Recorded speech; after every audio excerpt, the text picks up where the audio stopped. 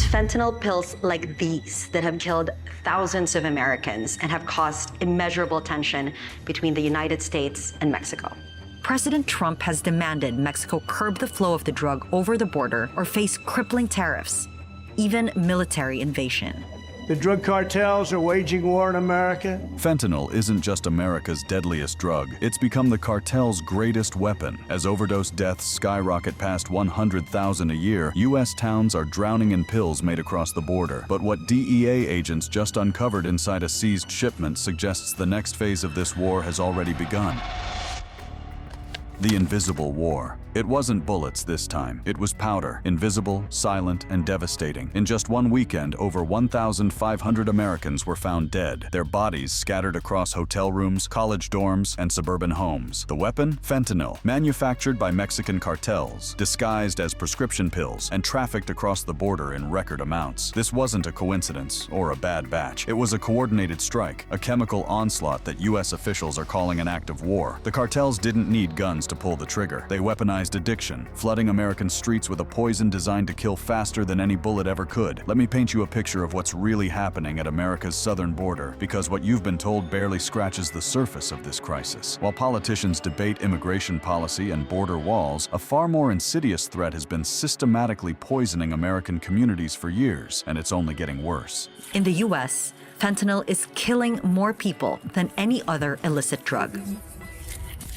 Fentanyl overdoses are now leading cause of death for Americans aged 18 to 49. And almost all of it comes from Mexico. Think about that for a moment. Fentanyl overdoses have become the leading cause of death for Americans aged 18 to 49. Not car accidents, not cancer, not heart disease. A synthetic drug manufactured in Mexican laboratories and smuggled across our border is now the #1 killer of people in their prime working years. This is unprecedented in American history. But to truly understand the magnitude of what we're facing, we need to understand fentanyl itself. This drug is a synthetic opioid that was originally developed for legitimate medical purposes, severe pain management, cancer treatment, post-surgical recovery. In its pharmaceutical form, administered by trained medical professionals in controlled doses, it serves a valuable purpose. But what's flooding American streets is something entirely different. Illicitly manufactured fentanyl is approximately 50 times more potent than heroin and up to 100 times more potent than morphine. To put this in perspective, that's easier to comprehend. Just 2 to 3 milligrams, an amount roughly equivalent to a few grains of salt, can be lethal to an average adult. That's not an exaggeration for dramatic effect. That's the cold, hard reality documented by the Drug Enforcement Administration. Now imagine you're a young person at a party. Maybe you're experimenting with what you think is a Xanax pill to help with anxiety, or perhaps what appears to be an oxycodone tablet because you're dealing with chronic pain and can't afford a doctor. You have no idea that the pill you're about to take was pressed in a clandestine laboratory thousands of miles away, that it contains fentanyl instead of what you think it is, and that according to DEA laboratory testing, 6 out of 10 counterfeit prescription pills now contain a potentially lethal dose of fentanyl. This is how the carnage unfolds, one unsuspecting victim at a time, in communities across every state in America. The deaths aren't limited to stereotypical drug users in dark alleys. They're happening in suburban homes, college dormitories, high school parking lots. They're claiming the lives of honor students, athletes, working professionals, and people who never intended to use fentanyl at all. Let's talk numbers, because the scale of this crisis demands we confront the brutal mathematics of death. In 2023, there were approximately 105,000 total drug overdose deaths in the United States, with opioids involved in roughly 80,000 of those deaths. Of those opioid deaths, synthetic opioids like fentanyl were responsible for nearly 70,000 fatalities. That's an average of 217 opioid-related deaths every single day, more than 9 deaths every hour, around the clock, 365 days a year. But here's what makes this even more disturbing. These figures actually represent a slight decline from the peak years. In 2021, overdose deaths reached 107,000, and in 2022, they climbed to 110,000. The fact that we're celebrating a decrease to only 105,000 deaths shows just how normalized this catastrophe has become in American society. We're measuring success in slightly fewer casualties, while the body count continues to accumulate at rates that would be considered a national emergency if they occurred through any other means.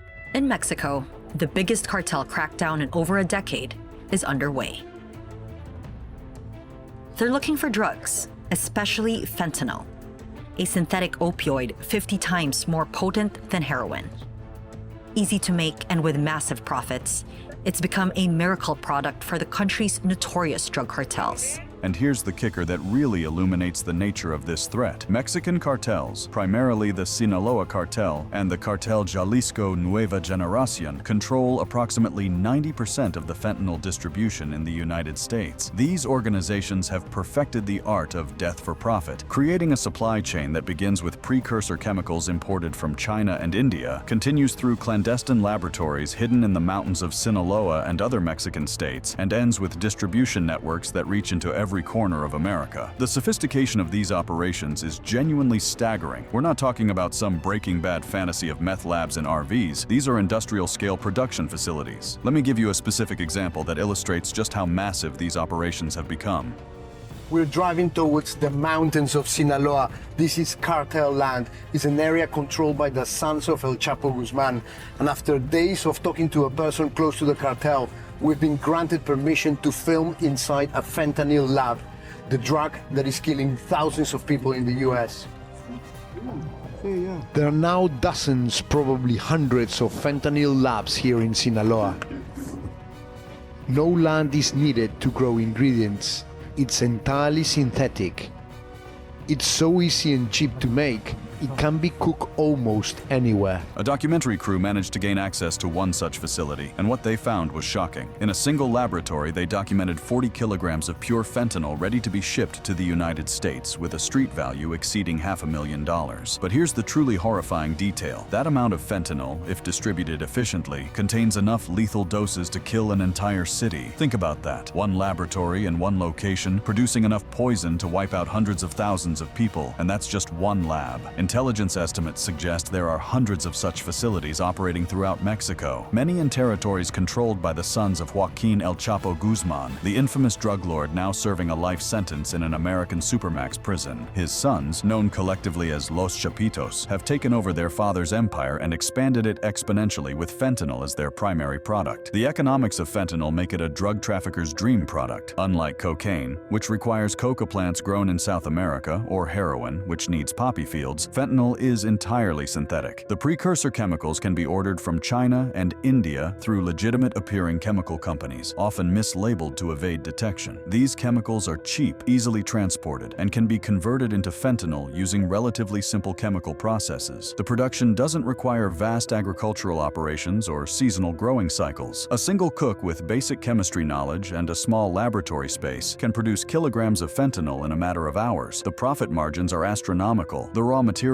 might cost a few $1,000s, but the finished product, once cut and distributed in the United States, can generate millions in revenue. But the human cost of these economics is what should truly horrify. Every kilogram produced represents thousands of potential deaths. Every shipment that successfully crosses the border will likely claim multiple lives, and the cartels producing this poison have absolutely no incentive to stop because the demand in the United States remains relentlessly strong and the profits continue to flow. Now let's talk about how this deadly product actually reaches American communities, because the logistics of this operation reveal just how sophisticated and embedded these criminal organizations have become in both Mexican and American society. We're heading to one of Mexico's major border crossings with America, where more fentanyl pills have been seized than anywhere else.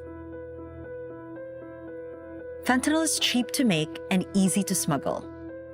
Millions of pills can be concealed in a single car. The U.S.-Mexico border stretches over 3,000 kilometers from the Pacific Ocean to the Gulf of Mexico, and every inch of it represents both a challenge and an opportunity for drug traffickers. But here's something that might surprise you. More than 90% of the fentanyl seized by U.S. Customs and Border Protection occurs at legal ports of entry, not in remote desert crossings or through secret tunnels. Think about what that means. The primary method for smuggling the most deadly drug in American history isn't some dramatic movie scenario with armed convoys racing through the desert or elaborate underground passages. It's hidden in compartments in ordinary-looking vehicles driven by ordinary-looking people passing through official border checkpoints among the more than 200,000 vehicles that cross the border legally every single day. In fiscal year 2024, U.S. authorities seized approximately 23,256 kilograms of fentanyl nationwide. That's over 51,000 pounds of pure poison intercepted before it could reach American streets. It's It sounds like a success story, right? Law enforcement doing their job, protecting Americans from harm. But here's the terrifying reality that keeps drug enforcement officials up at night. Those seizures likely represent only 10 to 15% of the total amount being smuggled. If that estimate is accurate, and it's based on intelligence assessments and market analysis, it means that for every kilogram seized, 7 to 9 kilograms successfully make it through. That would suggest somewhere between 155,000 and 232,000 kilograms of fentanyl entered the United States in 2024 alone. To put that in perspective, a single kilogram of pure fentanyl contains approximately 500,000 lethal doses. Even accounting for the fact that street fentanyl is usually diluted and that not every dose is lethal, we're talking about billions of potentially deadly doses flooding into American communities every year. Martin's taking us to see one of their more ingenious routes.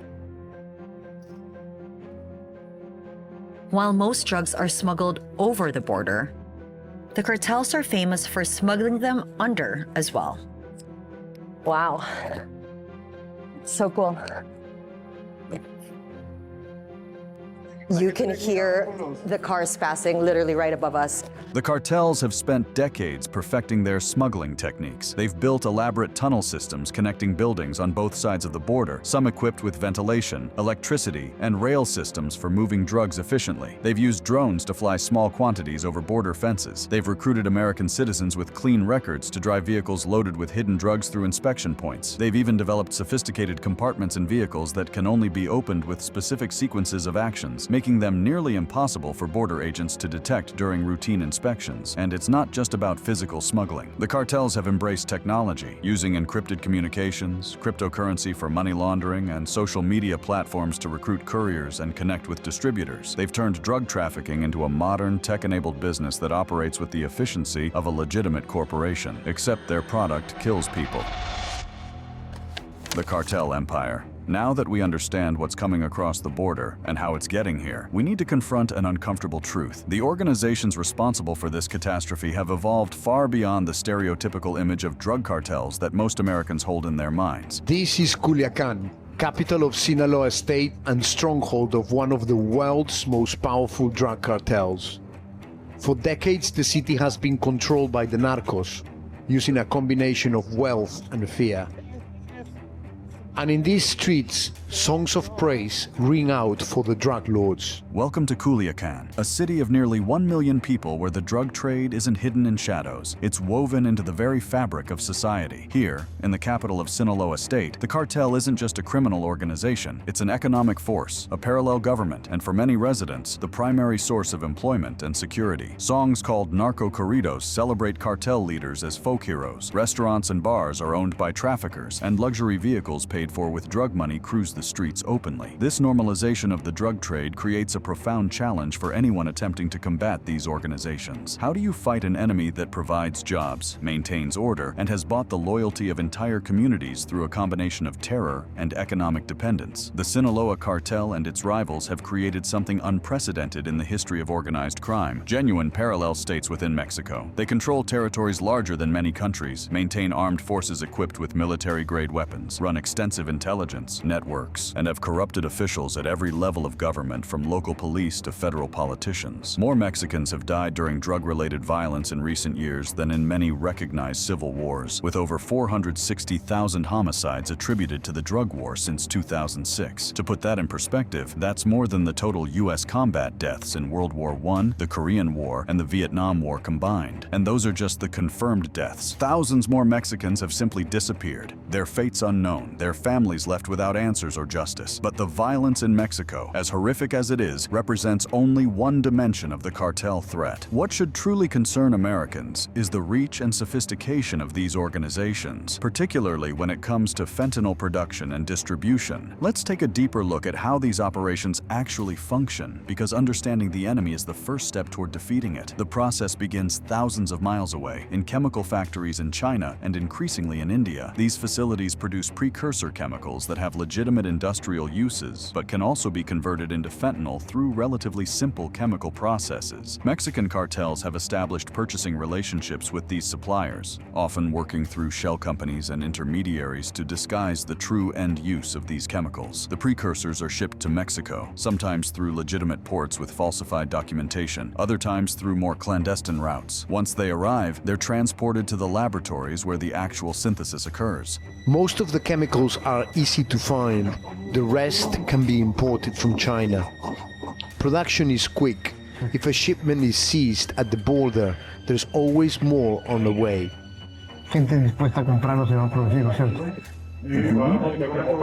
I have been to narco labs before, but I have never seen anything like this.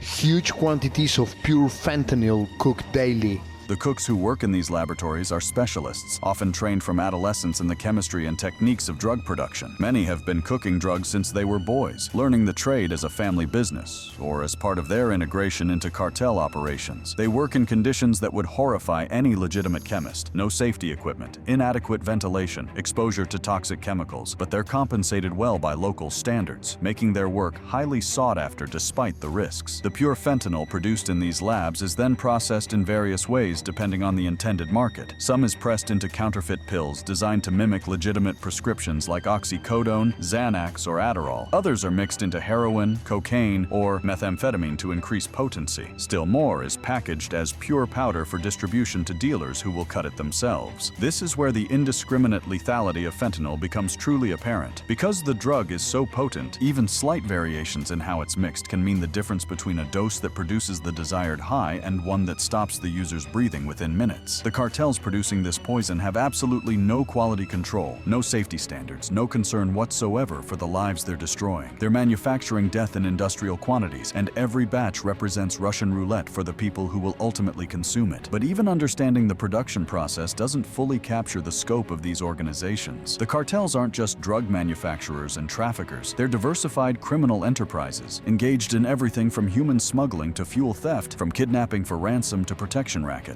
The profits from fentanyl dwarf their other revenue streams, but these additional activities serve important strategic purposes. They provide cover for drug operations, create additional income sources to bribe officials and fund operations, and maintain the cartel's control over the territories they dominate. This city has been gripped by a cartel turf war for years.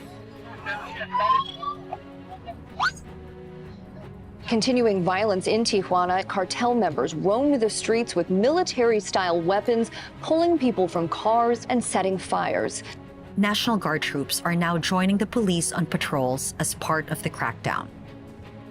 But the violence has only worsened. Tijuana, once a bustling tourist destination just across the border from California, has been transformed into one of the most dangerous cities in the world by cartel violence. More than 1,200 people have been killed in Sinaloa State alone in the past year, with hundreds more disappeared. The violence has become so normalized that residents have learned to navigate it as just another aspect of daily life. A local crime reporter who grew up in Tijuana described the transformation. It shouldn't be a common thing that as you're walking through the street, you find human body parts that are being eaten by a dog. It shouldn't be like your normal life, but it feels so normal in Tijuana. Think about what it means for a society when dismembered bodies and cartel executions become routine occurrences that people simply accept as the reality of their environment. The cartels enforce this control through specialized units of sicarios, elite hitmen who serve as the enforcement arm of these organizations. These aren't street gang members. They're trained killers equipped with military-grade weapons including machine guns, grenade launchers, and armored vehicles. They engage in pitched battles with Mexican military forces, ambush police patrols, and execute rivals and civilians with impunity. When asked about killing on behalf of the cartel, sicarios interviewed by journalists described themselves as soldiers in a war against the Mexican state. This isn't criminal activity in any traditional sense. It's an insurgency, with cartels operating as de facto governments in territories they control. The corruption that enables this control is pervasive and deeply entrenched. Cartels don't just bribe individual officers, they've infiltrated entire police departments, judicial systems, and political institutions. In one documented case during a documentary filming, military forces pulled over the crew and a local police official they were interviewing, suspicious that even the police might be working for the cartels. This level of infiltration means that anyone working against the cartels, journalists, activists, honest police officers, reform-minded politicians, faces not just threats from criminals, but potential betrayal from the very institutions that should protect them. Mexico has one of the highest rates of journalist killings in the world, with dozens murdered or disappeared in recent years, almost all cases related to their coverage of cartel activities. The economic power of these organizations cannot be overstated. The fentanyl trade alone generates billions of dollars in annual revenue for Mexican cartels. That money buys weapons, vehicles, safe houses, surveillance equipment, bribes, lawyers, and entire communities' allegiance. It creates a self-sustaining system where the profits from killing Americans fund the infrastructure that makes killing more Americans possible. And here's what makes this particularly insidious. While the violence in Mexico captures headlines, the real damage to the United States happens quietly, one overdose at a time, in communities across all 50 states. Every person who dies from fentanyl represents not just a personal tragedy, but an economic loss, lost productivity, healthcare costs, law enforcement expenses, treatment programs, and the immeasurable burden on families and communities. One analysis estimated that the opioid crisis cost the United States approximately $1.5 trillion in 2020 alone, including healthcare expenses, lost productivity, criminal justice costs, and the economic impact on communities. That's more than the GDP of many countries. Every single year, as a direct result of the drug epidemic largely fueled by cartel-produced fentanyl. But perhaps most disturbing is the emerging evidence that the fentanyl crisis is no longer just an American problem. Border towns like Tijuana are now experiencing their own opioid epidemics, with addiction spreading through vulnerable populations. The poison the cartels produce for export is now killing their own communities, creating a vicious cycle of addiction, violence, and despair on both sides of the border.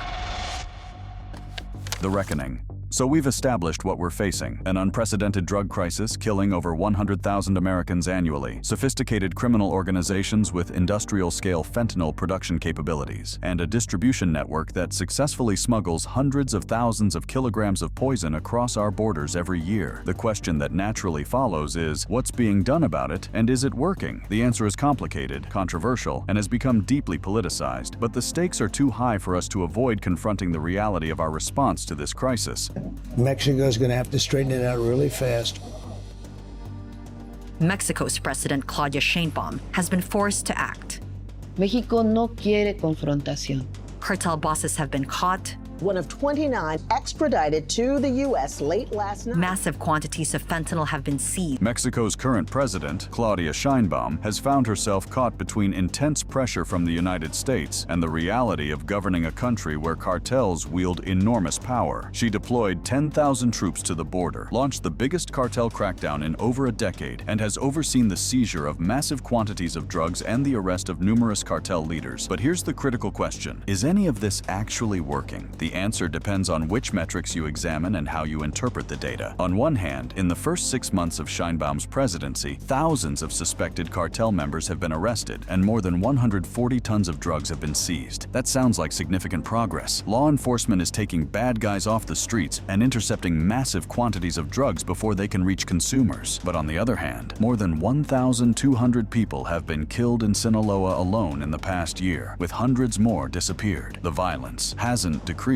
If anything, it has intensified as rival factions fight for control and as cartels respond to enforcement pressure with increased brutality. An organized crime expert who has studied Mexico's drug war extensively offered this assessment. Border seizures of fentanyl going down doesn't really tell us what is going on. If they go down, it's because probably they are entering without them knowing, because probably cartels are creating new tunnels, or they are doing it through the sea. In other words, decreased seizures might not indicate success. They might indicate that traffickers have simply found new, more effective routes that authorities haven't yet discovered. A local crime reporter in Tijuana was even more blunt. "I don't really think it's effective because organized crime surpassed government capacity like years or decades ago. It's incredible how much power they have, how many people they have working for them, how easy they can infiltrate any part of the country they want. So thinking that sending more police officers into Tijuana, it's like very naive." This is the uncomfortable reality that politicians on both sides of the border are reluctant to acknowledge. We might might be losing this war. The cartels are too powerful, too wealthy, too deeply embedded in Mexican society, and too adaptable to be defeated through conventional law enforcement approaches. Now let's talk about the American response, because this is where things get particularly controversial and politically charged. $5 million approximately in cash, 35 kilos of methamphetamine, 35 kilos of meth, 7.5 kilos of cocaine, 4.5 kilos of heroin, 49 rifles and pistols, and then of course the 3 million pills. These pills were stamped as oxycodone. Is the leader. He's the #1 guy.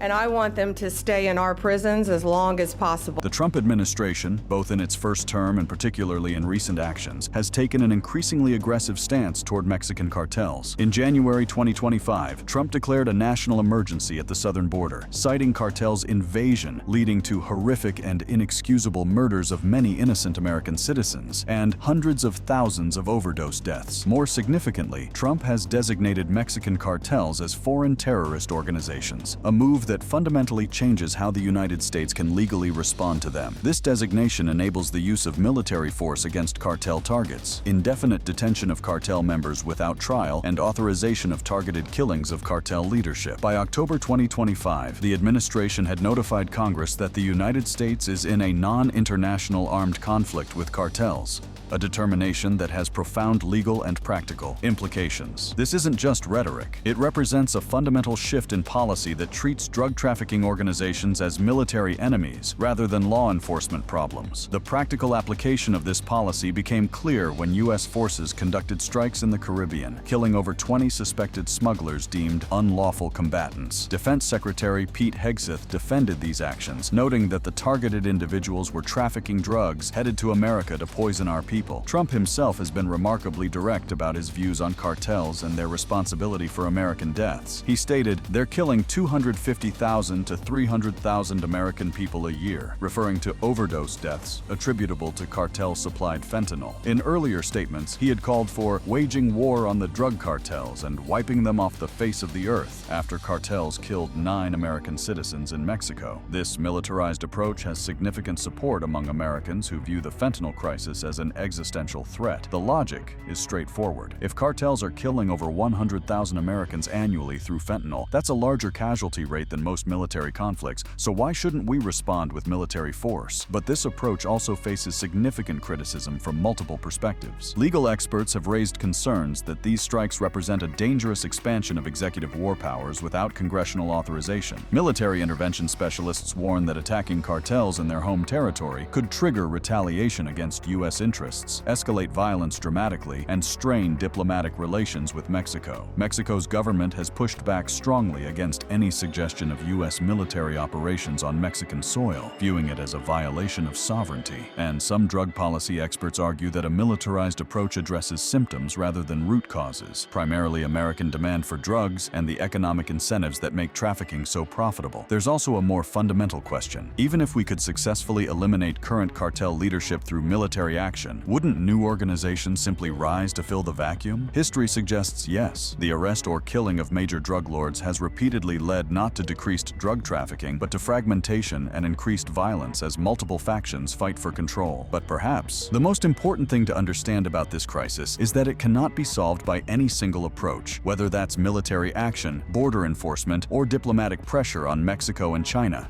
But with the military in place and cartels under pressure, will it be enough? Do you actually think fentanyl will ever go away?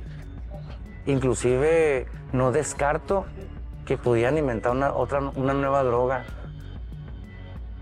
Es que la verdad yo pienso que va a seguir. Yo pienso que esto va a seguir. The human dimension of this crisis extends beyond statistics and policy debates. Every overdose death represents a person, someone's child, parent, sibling, or friend. Communities across America have been devastated not just by deaths, but by the epidemic of addiction that fentanyl has created. Families are being torn apart, productivity is being lost, and entire regions have seen their social fabric deteriorate as addiction spreads through populations. Thank you for watching. If you enjoyed watching this video, click on one of the boxes playing on your screen to watch more similar content.